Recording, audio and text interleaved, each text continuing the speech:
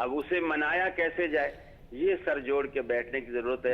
ये कैसे मनाया जाए कारी साहब, जब बातें हो ही रही हैं तो ये भी तो बताइए। देखिए ये भी एक मजे की बात है कि वो जितनी बड़ी जात है वो उतना ही जल्द मन जाता है। सिर्फ उसे कोई 2 आंसू जो है, इससे ज्यादा कोई कीमत ही नहीं रब्बुल आलमीन को मनाने की।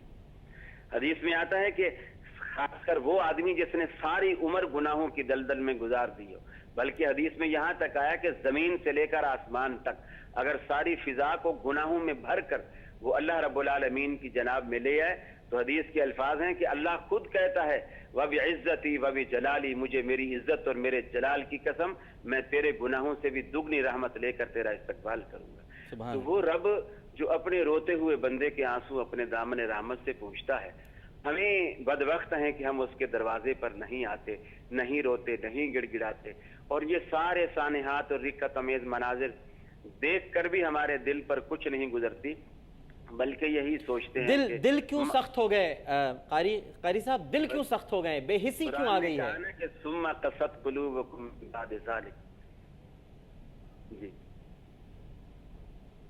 दिल सख्त हो गए, दुआ मांगना छोड़ दी हमने। कारी साहब मौजूद हैं। कारी साहब, दिल क्यों सख्त हो गए, दुआएं क्यों हमने मांगना छोड़ दी? क्या हमें लगने लगा कि हम खुद इतने साहिब इख्तियार हो गए कि हर काम अपना खुद कर सकते हैं, या फिर हमें हमारी औकात से ज्यादा मिलना शुरू हो गया?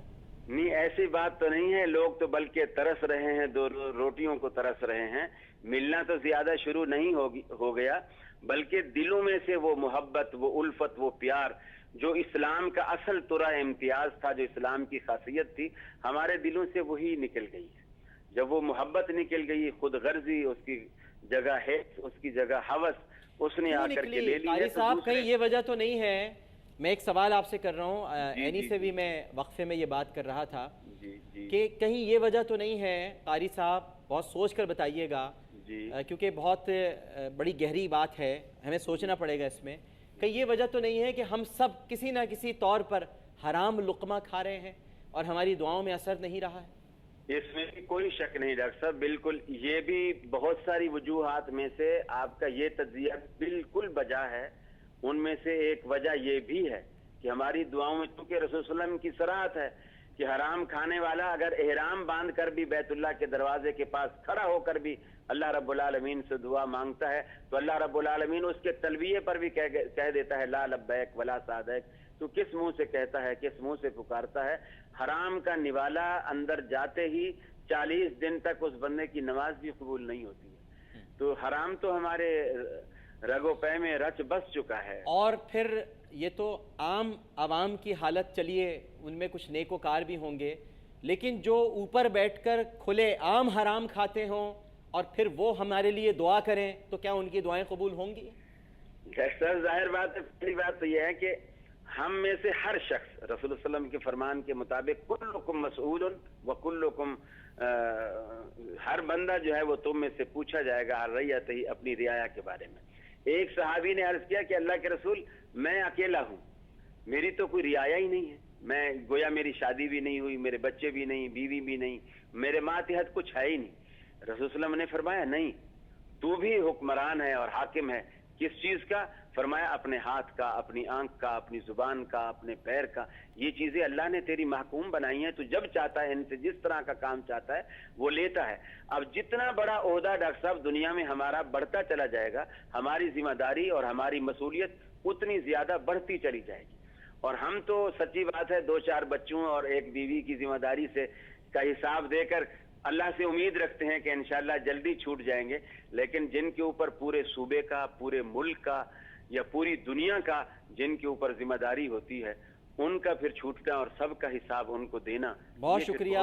काश कारी खलील रहमान जावेद साहब आपकी ये बातें हमारे हुक्मरान भी सुने और उन्हें ये एहसास हो कि जो जितनी बड़ी जिम्मेदारी अदा कर रहा है उससे वैसे ही सवाल किया जाएगा। बहुत शुक्रिया आपका। बिल्कुल डॉक्टर साहब, एक कहावत कहीं पे मैंने सुनी और किसी ने कहा कि किसी कौम पर वैसे ही हुक्मरान लाए जाते हैं जो कि कौम की सोच होती है, जो उसका हिसाब होता है, मालूम जैसे अमाल वैसे हुक्मरान। तो हम इसके कसूरवार हैं, हम जिम्मेदार हैं। मैंने वही तो उनसे जब मैं अर्ज कर रहा था, सवाल ये मैं इसी तरफ आ रहा था कि हम भी कहीं ना कहीं, हर आदमी किसी ना किसी सतह पे करप्शन कर रहा है, चाहे वो दूध वाला हो, चाय वाला हो, رکشے والا ہو, سبزی والا ہو, کہیں نہ کہیں ہم کرپشن کر رہے ہیں. اور اللہ معاف کرے, توبہ استغفار, لیکن حرام لقمہ اگر پیٹ میں جا رہا ہے, یعنی یہ ایک مسلمہ حقیقت ہے. آپ دین نہیں بدل سکتے, آپ دین نہیں بدل سکتے, مسلمہ حقیقت ہے. حرام لقمہ پیٹ میں جب تک رہتا ہے فرشتے لعنت بھیجتے ہیں اور دعائیں قبول نہیں ہوتی. تو ہمیں یہ بھی سوچنا چاہیے, سب کو غور کرنا چاہیے کہ کہیں ہماری روزی روٹی میں وہ لقمہ حرام تو شامل نہیں ہو گیا ہے کہیں, جو ہماری دعا میں اثر نہیں رہا, اور جس کے حرام حلال کا جو تصور ہے وہ اب ہمارے ذہنوں سے دور ہوتا جا رہا ہے, مفقود ہو گیا ہے, ختم ہو گیا ہے, کر بھی دیا گیا ہے. ڈاکٹر صاحب بات کریں گے ہم مزید. علامہ محمد امین شہیدی صاحب ہمارے ساتھ اس وقت ٹیلی فون لائن پہ موجود ہیں, ان کے تاثرات بھی جاننا چاہیں گے. وہ اس سانحے پر کیا محسوس کر رہے ہیں؟ قومی صدمہ جیسے کہ آپ نے کہا ایک قومی سانحہ ہے. علامہ محمد امین شہیدی صاحب بہت شکریہ, آپ ایسے وقت پہ ہمارے ساتھ موجود ہیں اور یقیناً پوری قوم کو آپ کے جذبوں کی, آپ کے لفظوں کی ضرورت ہے. کیا کہیں گے آج کے سانحے پر آپ؟ بسم اللہ الرحمن الرحیم.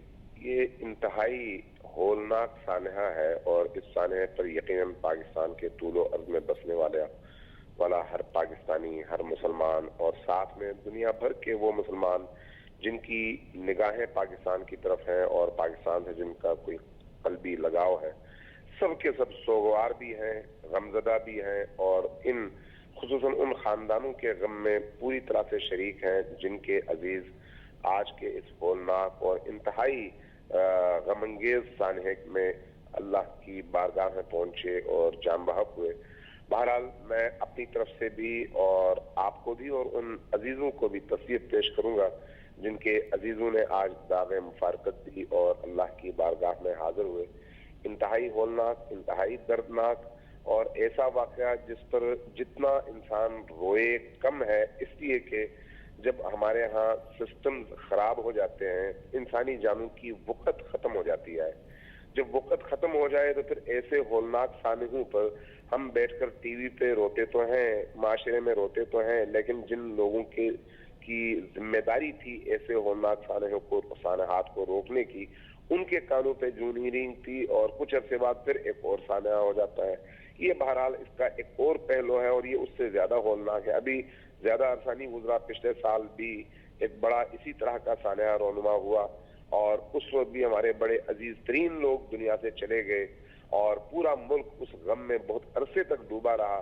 لیکن آج آپ دیکھ رہے ہیں کہ جو اس طیارے کے حادثے میں اللہ کو پیارے ہو گئے تھے, ان کے باقی ماندہ پسماندگان جو ہیں اسی طرح سے قسم پرسی کے عالم میں ہیں, اور جو اس وقت ان کی دلجوئی کرنے والے حکمران تھے, ادارے تھے, ایئر لائن کے لوگ تھے, آج بالکل خاموش بیٹھے ہیں اور کسی طرح کی ان کی شنوائی نہیں ہوتی. اب آج ایک اور حادثہ اس طرح کا رونما ہوا ہے, نہ جانے کب تک اس طرح کے سلسلے چلتے رہیں گے.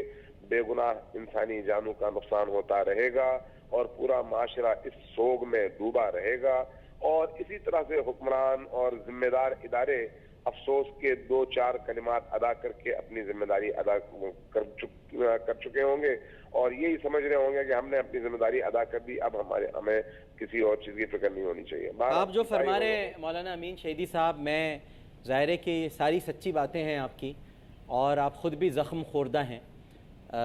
کچھ عرصے آپ نے ابھی مظاہرے بھی کیے اور احتجاج بھی کیا جو آپ کے ساتھ واقعات ہوئے ہیں.